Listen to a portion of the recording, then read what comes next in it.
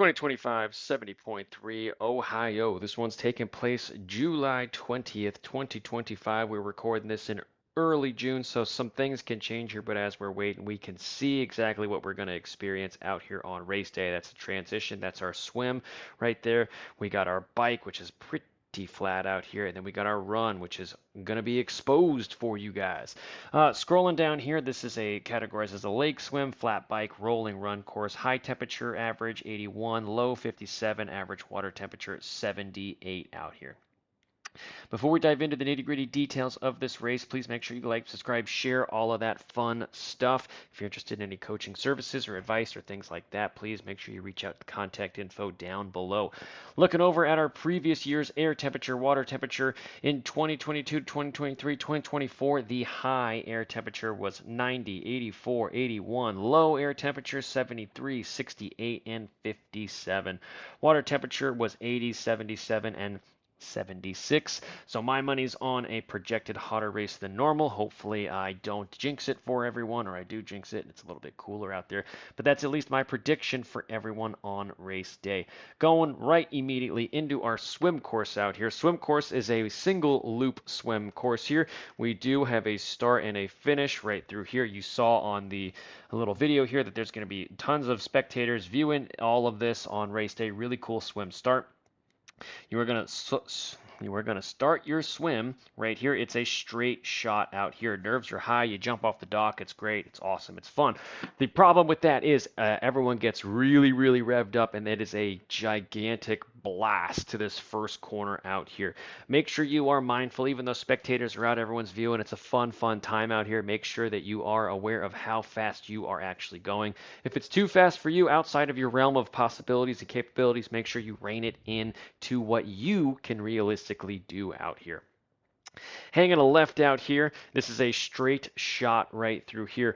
If you are not checking in with yourself, this first section will just continue for the duration of this entire length here, and you will arrive at our second turn right through here, totally gassed. Totally gassed. Very common, happens all the time. This is going to be a major limiting factor for a lot of athletes. They're going to get really caught up in everything. So I always tell everyone this first little stretch, establish yourself. This stretch, you want to find some people and just let them kind of pull you along. With the notion that you are going to just wait for them to start to slow down, and then you're going to go around them. So you're going to be waiting to leapfrog around that group out there, because they will slow down, and once that happens, then you can plan your little pounce on them, and you can go to the next group in front. If there's no group around you, you are swimming your pace through this section. Those are going to be the successful swimmers up until this point out here. Successful swimmers will continue this trend with two left-hand turns. Don't overthink it. You turn left once, you turn left again, and you're going to swim to the last turn out here. The only right-hand turn that you really have to navigate, and then you are back into the finish. When you get to this turn right here, the right turn, you have to go on the left side of that turn buoy. This is going to be where you start needing to think about kicking your feet a little bit more, getting the blood back into your legs, and getting your mind right for the bike and the run. That's our swim, believe it or not. Pretty straightforward. A couple of sides, a couple of really congested and really intense start right here, and after you get through that, it is up to you. So scrolling back up here, we have our bike out here. This is a really fan favorite, also really popular bike course. It's a single loop bike course. Elevation gain is projected to be about 580 feet of elevation gain. We've got about 750, so it's in the realm of possibility. Max grading is going to come right at the top of this longer hill style right here. This is at about mile 41 on the race course. And the aid stations are located-ish about mile 16. The first one, second one's going to be at about mile 29. Third one's going to be at about mile 43 here.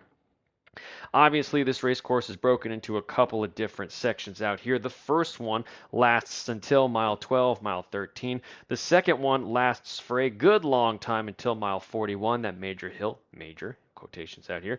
And then that third one is the downward trend to the finish line. So how should you attack it? Let's dive into an athlete who has about a 250 FTP, weighs about 160 pounds. They're projected to do a 234, 235 out here on race day. This is a slightly conservative course for them. This is their power profile. We're going to get rid of speed out here because you can see exactly what that is with the orange line. You can pause the video and you can look at that on your own time. Power, excuse me, if we are looking at this, power here is pretty consistent. Pretty consistent until you get to mile 35 out here. Once you get to mile 35, things change slightly. Your power does drop a little bit. If you're feeling good during this section, you can keep and continue maintaining it out there. And that's going to be a trend for the rest of the race. If we are going to talk about intervals for this race out here, it is as pretty straightforward as you can get. We have 1, 2, 3, 4, 5, 6, 7, 8, 9 real intervals out here. There's going to be a couple slight deviations from that. Beyond that. So the intervals are not very crazy on this course. I would argue it's one of the fewer interval courses on our circuit this year. Going to our weather out here, before we dive a little too further out here, the weather projected to come from the northwest again. This is going to peak at around about 1.3 miles an hour they are projecting. I would kind of disagree with that. I would say it's going to be 5 to 10 miles an hour minimum. But what you'll see out here is the arrows are going down like this. So anytime you see that on the race course, right, you're going to have a wind assist if you're going down on the road or you're going this way on the road, right? If you're going to have a headwind if you are going up on this race course, or you're going the back opposite way this way, right? So you have a lot of time where you are going to have a tailwind assist. You're also going to have a decent amount of time where you're going to have a headwind assist. The biggest areas for your tailwind assist come in this stretch right through here, and here. So this is an obvious place for you to just be very, very careful on race day. You can see that we are going to have a healthy amount of time going into the wind. Unfortunate for you, that is going to come towards the end of your race. It is what it is. You're going to have a not a tailwind. You're going to have a crosswind coming into the finish line, which is going to be very, very kind of convenient for you, in my opinion. Love the crosswinds coming back in. You do have some twists and turns, and it's not chaotic, but enough to kind of break up that wind coming back in. So it's not the end of the world there. Now, when we do talk about our little time analysis here, we have if you increase or improve your drag slightly, you're going to save 28 seconds over the course of this race. Your power, increasing it slightly, saving 36 seconds. Your weight, decreasing it, only saving 7 seconds out there.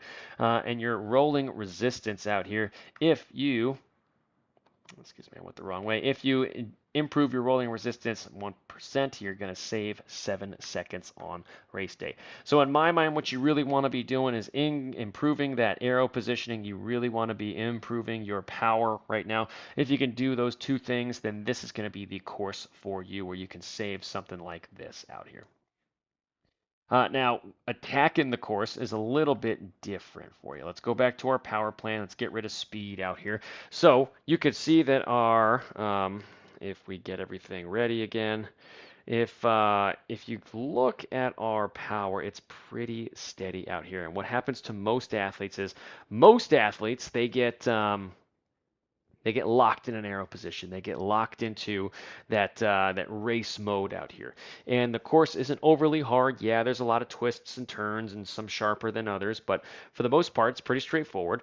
And the problem is athletes get locked into that time trial position out here on race day. Locking yourself in the time trial position does a couple of things. Yeah, it improves your speed. Over time, it actually, if you're not conditioned to that position, it doesn't increase your speed. It actually takes away from that, right? You're going to be really tucked in. You're going to be really closed off in the hips. So what you're really affecting is the run later on. So don't be afraid to get out of that aero position every once in a while. Don't be afraid to get out, stomp on the pedals, kind of mix things up for a couple of revolutions. Aid stations are a great place for this. Kind of slow down a little bit, sit up, keep pedaling, and just move around a little bit on the bike. And then once you get through it, get back into that aero position again.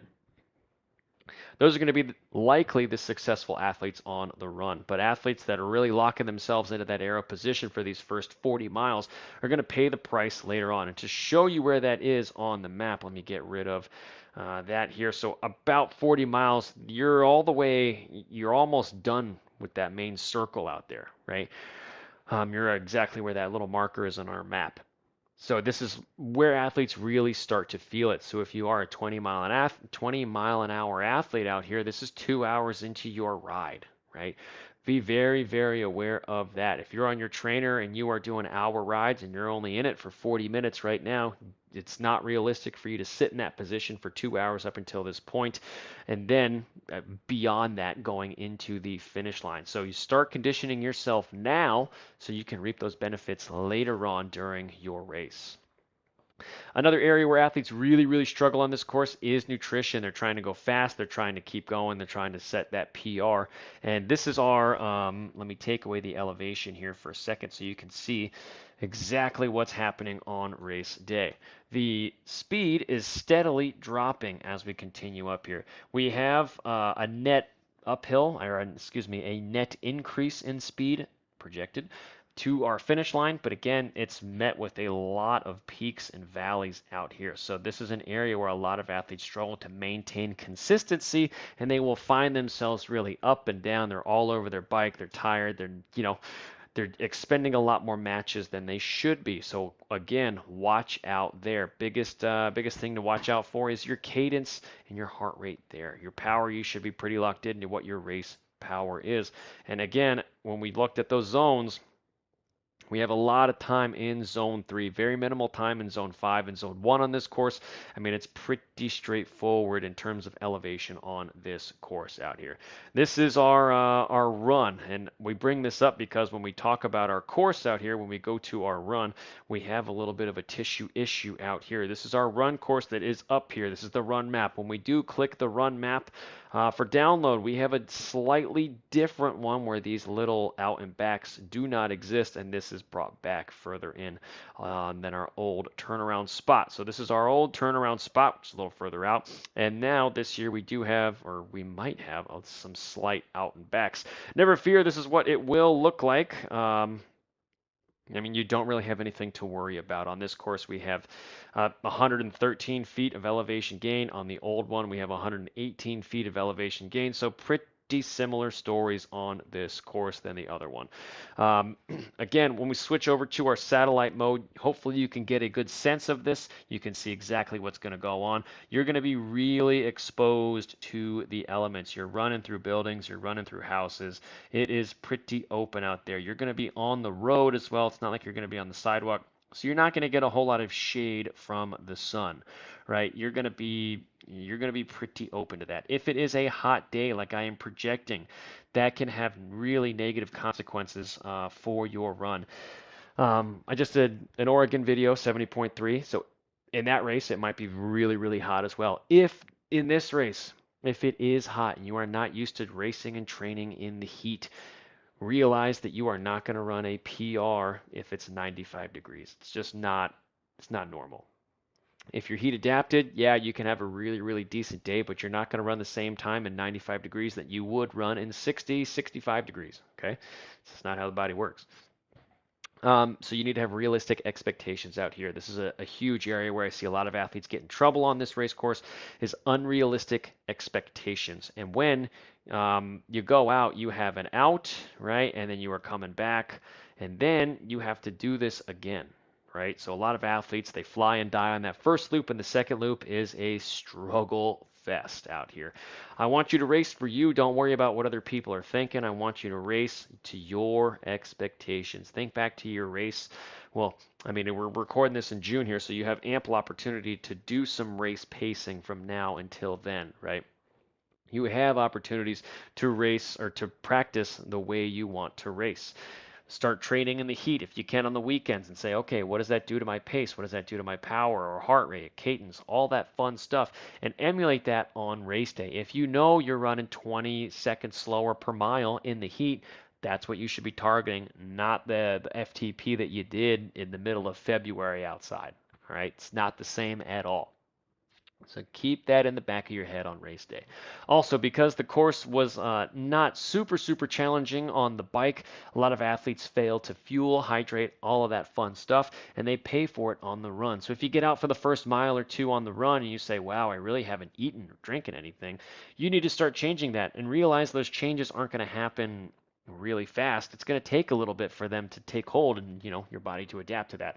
But it will start to change, right? But the sooner you can react to that, the better on race day. Huge factors that you need to be watching out for on the run. Your cadence is going to be a huge one. Cadence is going to be a major driver for a lot of success and a lot of failure out here. Your cadence is probably number one. Heart rate or power is number two. Your pace, again, that's all relative to what you normally do out here in the heat, and you should be kind of doing that now, all right? So that's our race here for 70.3 Ohio 2025. If you want to dive into the nitty gritty details of the race and get more specific for you, please like, subscribe, share, reach out to me down below. Contact info is there, and hope you guys have a great race this year for the 2025 edition of 70.3 Ohio.